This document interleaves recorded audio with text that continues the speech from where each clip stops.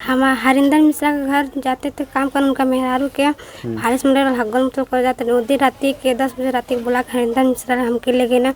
हरिंदर मिश्रा सुध गए ना, उनका मेहरारू को ले जा बनी लुगा लेके लुगा ने गए अभिषेक मिश्रा अमित मिश्रा हमारे साथ गलत काम करके। अभिषेक मिश्रा अमित मिश्रा कौन है? उनकी बेटे हैं हरिंदर मिश्रा का।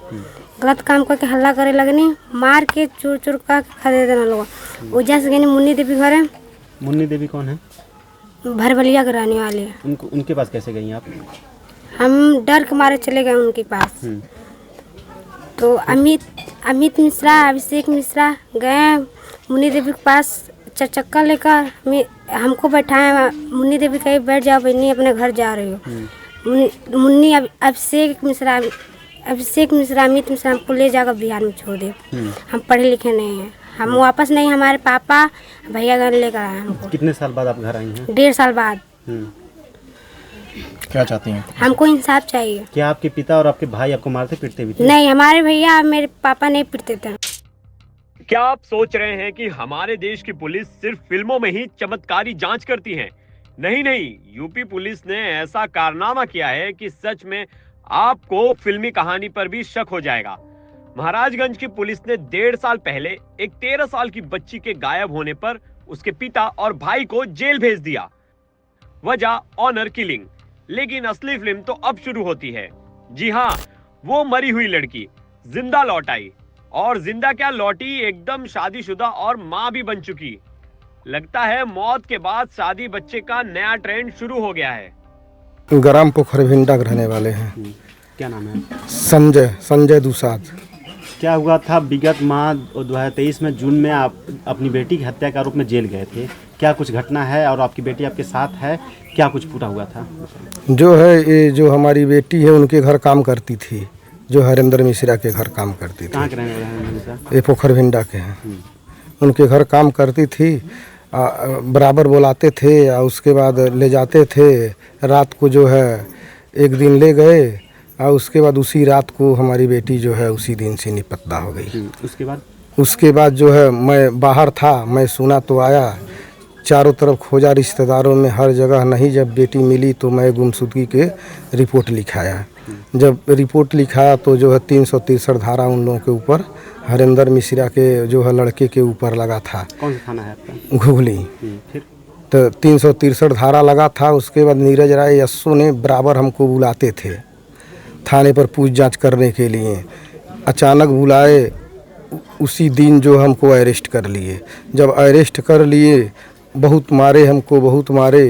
कहे ये अपने जो है ये पहचानो किसका लाश है। मैं कहा मैं हमारे लड़की के नहीं, हम नहीं हत्या नहीं किए हैं। लेकिन वो नहीं मानते थे, नहीं मानते। जहाँ जहाँ कहे साइन हम करते गए, मार पीट के हमको जेल भेज दिए। कितने दिनों बाद आप जेल से बाहर आए और आपकी लड़की कैसे मिली? 3-4 महीना के बाद मतलब जेल से मैंने आया। उसके बाद मैं आया तो बहुत खोजबीन किया। उसके बाद हमारे घर कोई आया था, उसके बाद वो नंबर ले गया, वो फ़ोन किया तो उसके बाद हम गए तो लेकर अपने लड़की को आए। मेरी लड़की जिंदा है। आप कोर्ट में पेश हुए थे, कोर्ट में क्या कहा आपने? कोर्ट में मैं क्या कहा, कोर्ट में इतना वो थी किए थे लोग। कोर्ट समय लड़की मिलने के बाद आप कोर्ट में पेश हुए थे? हाँ जी, तभी जैसे थी नहीं हुआ है उसमें। अच्छा, क्या चाहते हैं आप? यही चाहते हैं मतलब मेरा ये जो है मुकदमा ख़त्म हो जाए, मिल जाए। यस्सू नीरज राय के जो है कड़ी से कड़ी मतलब इथी हुक है उसमें। कैसे आप अपनी बेटी की हत्या का ही आरोप मान लिए? क्या हम कहा माने, नीरज राय मार कर मतलब इथी किए ना हमको, हम कहाँ कहे। किसको मारा था? हमको और हमारे जो है लड़के को, हमारी पत्नी को नीरज राय बहुत मारे। 4 दिन तक। 4 दिन। किस लड़की को आपने कहा कि हमारी बेटी है? हम नहीं कहे, वो जहाँ जहाँ साइन कहे हम वहाँ साइन कर दिए। इतना हमको मारे थे लोग। किस लड़की का सौ था वो? अब पता नहीं किसका था। वाह SHO साहब, अगर फिल्म के डायलॉग लिखवाने का मन हो तो बता देना, क्योंकि ये कहानी तो सुपर हिट है। यानी कि पुलिस ने एक अज्ञात लड़की की लाश को इस किशोरी का शव बताकर पूरा ऑनर किलिंग का केस बना दिया और बेचारे पिता भाई को जेल में डाल दिया। लेकिन असली ड्रामा 1.5 साल बाद हुआ। अब जब लड़की बिहार के बेगा से शादी करके लौटी तो पुलिस और प्रशासन के होश उड़ गए।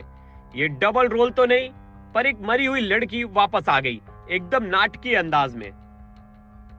जी हम भी गए थे, मेरा नाम अम्बरीश है जी। क्या हुआ था? कौन सी लड़की आपके साथ आपके घर से गायब हुई थी? हमारी बहन प्रीति गायब हुई थी जी। उसके बाद से जब पिताजी हमारे बताते हैं तो नीरज राय यशो सर जी हरदम सभी लोगों को, हमको, हमारी माँ को, उसके बाद हमारे पिताजी को बुलाते थे। हम लोग पूछताछ के लिए हरदम बुलाते थे, हम हरदम जाते थे। एक दिन अचानक शायद संडे का दिन था, वो बुलाए, हम लोग गए। उसके बाद से वहीं पे पकड़ के हम लोग को बंद कर दिए। उसके से लगे मारने, और उसके बाद से वो पता नहीं किसकी लाश थी। उसके बाद से वो कहने लगे कि यही तुम्हारी बहन है, तुम उसको कबूलो। 4 दिन मारे हैं, बहुत मारे हैं हमको, लेकिन हम तभी भी कबूले नहीं हैं कि वो हमारी बहन है। लेकिन फिर भी वो ज़बरदस्ती हमको कहवाए भी नहीं है, मतलब कहवाए तो बहुत हैं लेकिन हम कहे नहीं हैं। लेकिन बहुत मारे हैं हमको वो, लेकिन तभी भी हम कहे नहीं हैं कि वो हमारी बहन है। कितने समय बाद आप जेल से छूट के आए? 4 महीने के बाद से। नीरज राय ही नहीं थे, उनके साथ कई कर्मचारी थे, भगवान वाक्स थे, उसके बाद सोनू यादव थे, कई लोग थे उसमें जी। क्या चाहते हैं आप? हम यही चाहते हैं कि हमारे ऊपर से केस उस ख़त्म हो जाए, हमको न्याय मिले। उसके बाद से जो ये गलत काम किया उनके साथ, जैसे हमारे साथ हुआ उनको भी साथ वैसा ही हो। आप अपनी बहन को कैसे ढूंढे? क्या हम इसको हम जब हम जेल से आए उसके बाद से हम छानबीन किए। उसके बाद से जब छानबीन किए तो एक व्यक्ति आए, अनजान व्यक्ति यहाँ पर आए। उसके बाद से पापा को पूछें, उसके बाद से इनका नंबर लेकर गए। तो हम कहें हम आपको जानते नहीं हैं तो नंबर कैसे देंगे? तो कहें नहीं हमको अर्जेंट है। तो कहें बात क्या है? तो उसके बाद से वो कहें कि हमको हमारी क्या नाम है सुखैती कराना है, यही वो बोले थे। तो कहें ठीक है कोई बात नहीं, तो नंबर लिख लीजिए। तो नंबर दे दिए। उसके बाद से वो अचानक मतलब फ़ोन किए, इनसे बात किए उसके पापा से हमारे। उसके बाद तब हम लोग जाने, उसके बाद तब गए तो हम लेकर आए। अब सवाल उठता है कि जब लड़की जिंदा है तो वो लाश किसकी थी और किस तेजी से पुलिस ने ये केस सुलझाया ऑनर किलिंग का ठप्पा लगाकर, बिना सोचे समझे। अब निचलो थाने की पुलिस इस मिस्ट्री पर नए सिरे से जांच करेगी। जैसे कि पहले वाली जांच तो बस टाइम पास थी। पुलिस अधीक्षक सोमेंद्र मीना ने कहा कि कोर्ट के निर्देश के बाद कुछ कर पाएंगे। अच्छा, तो जब फर्जी ऑनर किलिंग का केस बनाकर जेल भेज रहे थे तब कोर्ट की याद नहीं आई?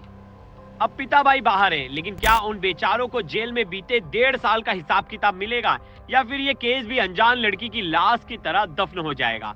अब देखना यह है कि पुलिस इस अद्भुत कहानी का हैप्पी एंडिंग कब और कैसे होता है। तो ये थी महाराजगंज की मरी हुई लड़की की सच्चाई, जो शादी करके और मां बनकर लौट आई है। बधाई हो UP police. Bureau report, crime तक।